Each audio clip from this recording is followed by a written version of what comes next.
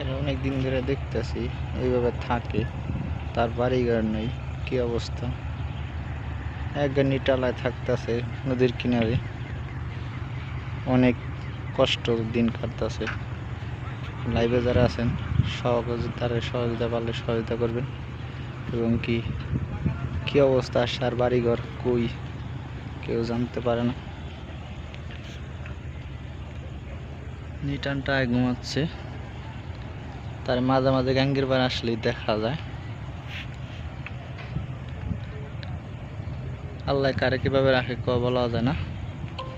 সে অনেক কষ্টের দিন কাটে, তার জোলাও টালা নিয়েই থাকে এই জায়গা। তার কি পরিচয় তার তো জানা নাই।